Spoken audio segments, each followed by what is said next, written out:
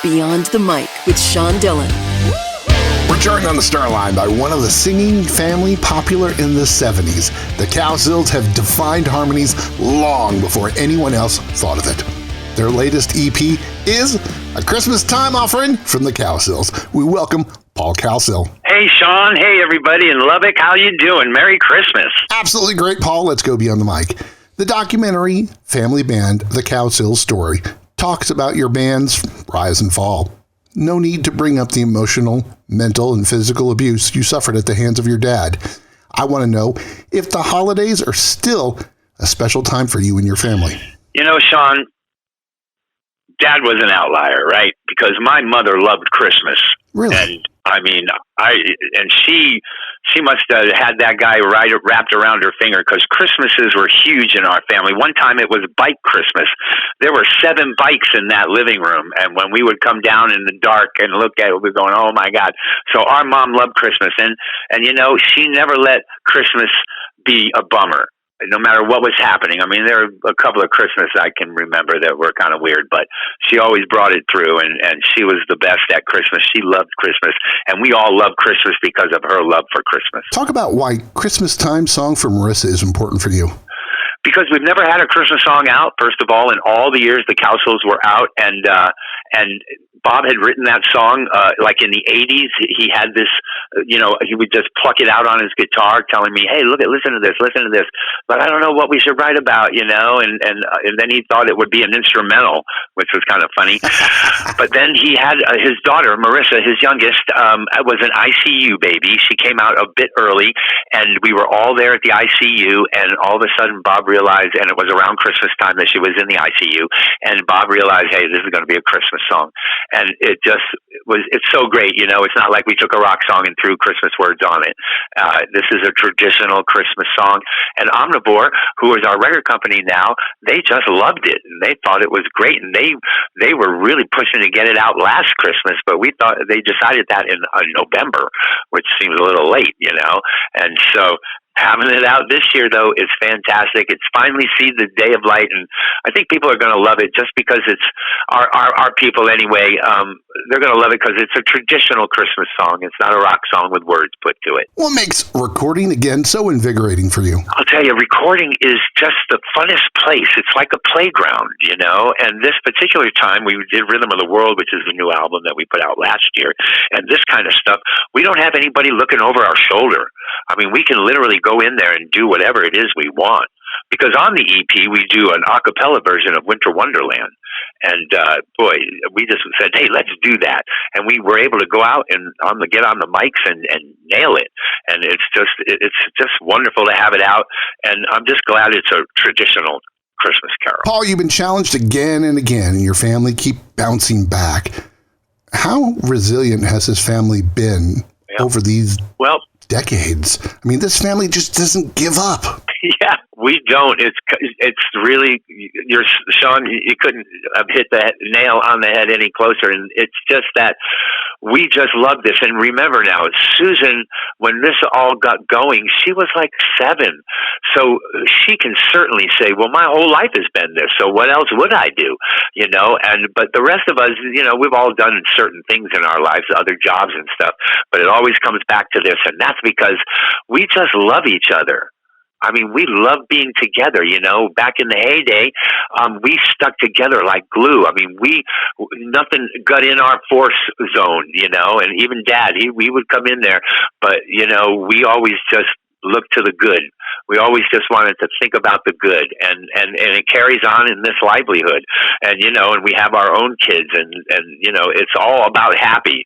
You know, our parents, look at Sean, they came out of the Depression era. So our parents, you know, who knows what got their brains going, you know, but we have always been happy kids. And I know we're not kids anymore, but when we're on that stage or we're in that studio, we're back to being kids. So interesting. You talk with Bob and Susan on the Cowsills podcast. You've had John Stamos, Jay Osmond, and a collection of stars. Yeah. Why did that start? And as you continued it, what did it allow you to do? Well, so about 2 years ago, I think we've been doing it 2 years. Yep. Somebody on our team said, hey, you guys need to do a podcast. And Susan was going, "Oh yeah, that would be fantastic." And me and Bob, we're trying to figure out what a podcast is. I mean, literally, we thought it was blogging, or we didn't quite know that we were going to have to learn Zoom and be on Zoom and do these podcasts. But I got to tell you, Sean, after the first podcast, we had so much fun because, we Zoom it. So we're literally in each other's house, and it just became the funnest thing. And me and Bob, we marvel at how much we love doing it, because at first it was like, oh man, we're kind of like snow day kids, we'll do it tomorrow kind of thing, and because the podcast, Sean, once you start it, you've got to, people are expecting a new episode every Wednesday. So you've got to stay with it. And I thought that might be a problem, but it wasn't at all. We love doing the podcast, and, it's just, you can be yourself, we can decide what's going on and all that kind of stuff. So it's pretty fun to do. I'll tell you, if you've never done one, you got to do one. Paul Cowsill from the Cowsills joins us beyond the mic for the Rocky Nate. Paul, all this is 8 random questions. Yeah. Answer with the first thing that comes to your mind. There's no pressure. Yeah, I love it. After losing your brother to Hurricane Katrina, does it hurt when it storms? It does not. It does not hurt when it storms. I love storms still.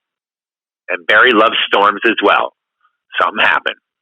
But, he was loving the hurricane. We all loved the hurricanes. I mean, we didn't know it was going to be Katrina, but we grew up on the East Coast, so we always had those Atlantic hurricanes coming up. We used to go get on tops of little out sheds and jump off of those with capes on like we were Superman. And we always loved the hurricanes, and our mom would like at night, if it came in at night, she'd wake us up, and we'd all run outside and be in the hurricane. Now, listen, Katrina was a horse of a different color, right? But at the same time, Susan was calling us, and she's going, "Man, we got a hurricane coming. They're telling everybody to get out of town, but we're going to stay here because, it's a hurricane. We've been in a million hurricanes." Well, that was a different hurricane, and it took our brother Barry for sure, and yeah, so it's a sad thing, but we do love storms. Who is the one person you get a smile from when they call? It's either my brother Bob or my sister Susan or my brother John, honestly, or my kids or my grandkids. Oh, okay, you got me, Sean. I forgot about the grandkids. Oh, that's because I'm 72. But no, when the grandkids call, because, you always got to call the grandkids. Oh, that's the rule I have. Don't call me, I'll call you. And so, because I didn't want the pressure on them, Sean. I remember my parents going, "Man, you never call." Well, whatever, and so I didn't want my grandkids or my kids to worry about that. I kind of regret that now because I do have to still call them to get them on the phone. But when my grandkids call me, I get so excited and so happy because they thought of me. What chore do you hate doing? None. I love chores. I love working. There's nothing I don't like doing. I mean, I've done them all, too. I've cleaned Andy Gumps, which are porta potties, and I've cleaned bathrooms in my life, and I've done everything, and I enjoy getting up and getting to it. Which construction project was your favorite you ever completed? I think it was a house in Encino, California. It was the one few times that the architect and me really bonded and became friends. That and never so happens. We were, never. And, but me and him hit it off. And you know what? Honestly, Sean, I think he kind of remembered the band. I hate to use that, but I really do believe that, and I kind of could tell, but I let it roll, and we had just a wonderful, wonderful time building this house. How about your best memory from Helen Reddy? Oh my God, she was the sweetest gal ever, and they were so nice to me. They picked me up when I had just gotten out of the service. I didn't know what the heck I was up to, didn't know what was happening, and I got a call from a sound company. I went to work for the sound company. He put me out on Helen Reddy's show, and then I became Helen Reddy's road manager because we just all fell in love with each other. She was just fantastic. Paul, how about your favorite Christmas present and who gave it to you? My parents, and it was the bike. We had a bike Christmas. There were 6 bikes and a tricycle underneath the tree that year. My mother loved Christmas, and my old man hated it. and he, I know he saw dollars and all that kind of stuff, and he was kind of a bah humbug kind of guy. I don't know how him and my mom hooked it up, but because she was all about Christmas. I mean, she was just like a kid with it, and Christmas never disappointed, no matter how poor we were or how little we had during a year. My mom made sure Christmas. I know she sent my old man into debt, but boy, she put it on. And it was the greatest. You can ask any one of my siblings how Christmas was at our house, and it was something else. Favorite moment from the Happy Together tour? The favorite moment was the first year we finally got out there. And we just kept thinking, we can hang with these people. We're okay. We can do this. It took a long time for us because everybody on the Happy Together tour had other ideas about us, just with the upcoming, the bubble gum, just whatever. And they finally gave us a shot, and this will be our 10th year in a row. And they told us when they gave us our shot, the agent and even the producer of the show said, look, we're bringing you out this summer, but don't expect to come back next summer. Nobody does 2 in a row. Nobody like that. And this is our 10th year in a row. And we opened the show up, Sean. It's so fun. We love the show. We love watching all the acts because we're enjoying it just like the people in the audience, when the association are singing Cherish. Man, I'm remembering the 7th grade or the 6th grade at the dance when you're all sweaty and you're thinking, oh, I like this girl, but, all you do is sweat. You don't say anything. So that is my fondest memory of it. Who is more competitive, you, Bob, or Susan? Me. Why? Bob. Well, me and Bob are very competitive with each other. Like we'll go out on tour, and I'll go out there and I'll go, man, I've been working out. I'm feeling great. And all of a sudden, Bob will go, hey, I'm going to start working out. And in fact, I talked to him. Well, because we do the podcast 2 weeks ago. He doesn't tell me he's working out. I go, hey, so are you going to be available at noon? He goes, well, I got to go to the gym first, and then we can do it after that. And I'm going, and I didn't go, whoa, you're working out, huh? Like that. So I know he is, and so I am as well. And, but we're very competitive. The Cowsills, all 7 of us, we were so competitive. I mean, it didn't matter what we were playing. Tiddlywinks, man, or Monopoly. Everybody's trying to cheat. Our brother Dick, he always cheated in Monopoly. And that's how competitive we were. We were really competitive. We're talking to Paul Cowsill beyond the mic, and it's time for the back half. Music went through the bubblegum, pitch perfect a cappella phase, but what has been lost in the music since the years of pop harmonies? I think melodies. Melodies and a verse chorus kind of thing, verse chorus bridge. That's kind of missing. I know that the country and Western people, they're kind of there, they're kind of where we were all at in the 60s and 70s as far as harmony and what a song sounds like. Country and Western now, it sounds like pop music to me, which I love. I love country and Western music, but it's more pop now, and yeah, it was just great. How is your fans still singing Hair at the top of their lungs when you're on tour to this day make you feel? It makes us feel fantastic. It makes us realize that the baby boomers, our demographic is wide. I mean, it's long. It's like Susan is 64, Bob's 74, but you can go up to 80 and all the way down, I think, to 63. And that's a demographic of people that all grew up the same way. We didn't have MTV. We didn't have VH1. We would hear the radio. We'd hear a song. We'd find out what band it was and then go find them and then go to the show. And what's happening now are our people, 70, 80, doesn't matter. They're still going to shows. And when I talk to them, they go, well, this is how it was when I was a kid. We'd go to the concerts. And so that's how I'm going to go out. And everybody goes, well, how long do you think you're going to do that? And we're going to keep going out as long as these people be coming. And we can play to 10,000 people between the ages of, 65 and 80. And the seats will be full, and you're wondering, oh my gosh, look what they did. They got in a car and they drove it in the dark and then had to get out of the car and walk through the parking lot, make their way. Sean, it's so funny in the lobby when everybody's in the auditorium. If you go up to our lobbies, every wall has a scooter on it or a walker on it, or all these canes are leaned up against the walls, and all those people are in there. And they're going to sit in there for 3 hours.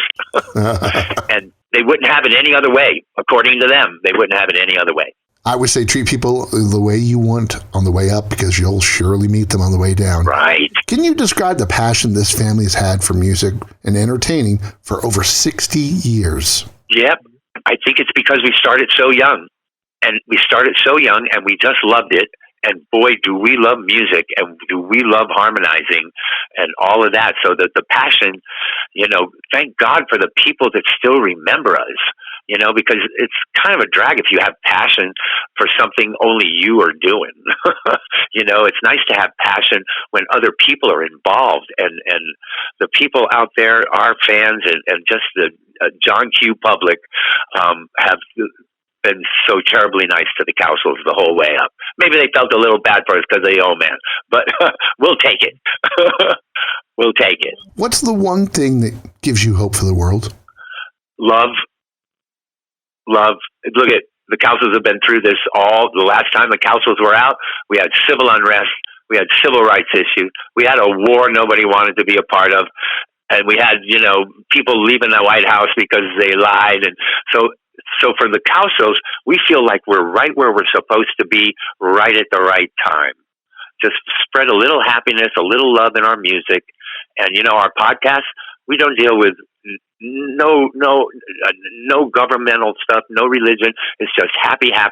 Look, there's a space in everybody's life in their day that take some time and just be happy. And that's kind of like where we're at, We might be, I don't know, a Pollyanna about it. But, when I'm in my 70s, if I'm still thinking love and peace and happiness, well, that's fine. Now let's sneak in one more. How has music soothed your soul after all these years? It's calmed me down. Early on, we've gone through some stuff that during the bubble gum thing, back in the day, people were labeling all of this music, even though it was coming out of the same speaker off the same radio station, which was unique. I'm losing what was the question? I'm sorry. Oh, and so now, as time has gone by, the people that like 10 years after, those 70-year-olds who love 10 years after, well, they're loving the Cowsills now, because the titles of all the different music is gone, and now it's just music, and they can sing, and so that's what makes me happiest is that here we are, in our 70s and our 60s, and we're being accepted by everybody. Even the Jimi Hendrix fan is liking the Cowsills. So that's a beautiful thing. So, Paul, will we see Cowsills the next generation soon? Yes. Well, I'll tell you, the grandkids have already been on stage. My grandkids have been on stage and done a show with us. In the Cowsills now, our rhythm guitar player is my son, Brendan Cowsill, and he is one of our singers. And then on keyboard, I gave up keyboard playing because I just wanted to have fun up on stage, has been taken over by Ryan Cowsill, my brother Bob's son. And so we are still a family band. My sister, our drummer Russ, is my sister's husband. So we're still a family band, and it's fantastic to be out with the kids, because they're loving it. God love them. I mean, they're 40, and they're putting all their time into our music from the 60s, and they say they love it. They love the music of the 60s because that's what was playing in the house as they were growing up. And so that is the most beautiful thing about still being able to play and go on stage is that we didn't have to hire side guys. We had our kids. It's all about family. Yeah. It's time for One Big Question with Paul Cowsill from the Cowsills Beyond the Mic. Paul, if you could say one thing to your mom and dad after seeing the success and the future of the Cowsills continuing, what would it be? I would say I love you guys, and I'm sorry that you missed. You're going to make me cry here, Sean. What's up with this? But I'm sorry that they missed everything that we were able to achieve after they left, and they also missed our grandkids growing up. They missed that, and my mother loved baseball. When my son got drafted into the major leagues, time back, and she missed all of that. So I'm sorry that they missed everything, but we certainly love them. Where can people find you online? Well, they can go to cowsill.com, which is our website, and you can get to everybody and anybody off of that. But, if you're looking for music, just go to all the places you stream. I heard that this was an EP, and I'm going, wow, an EP. And I'm thinking I'm going to have a vinyl in my hand, or I'm going to have a CD in my hand. But and then I found out, well, no, Paul, you have to it's a digital download only. And I go, well, how are our people going to know how to get to a digital download only? They need to have a hard copy in their hands. So I think what we're going to do is maybe print it, press some CDs of it and have it with us out on tours and stuff like that. I'm trying to talk Bob and Susan into us doing that, because I just hope everybody can get to the digital download. Because I couldn't. He jumped off sheds with a cape during hurricanes, remembers his first bike, and can't wait for you to hear the Cowsills EP, a Christmas offering from the Cowsills. Paul Cowsill, thanks for taking the time to talk with us today. Thanks, Sean. And that, my friends, is Beyond the Mic. If you're enjoying these conversations, please check out another Beyond the Mic episode to find more actors, artists, and people you need to know. We'd also appreciate a like and subscribe on the Good Pods app.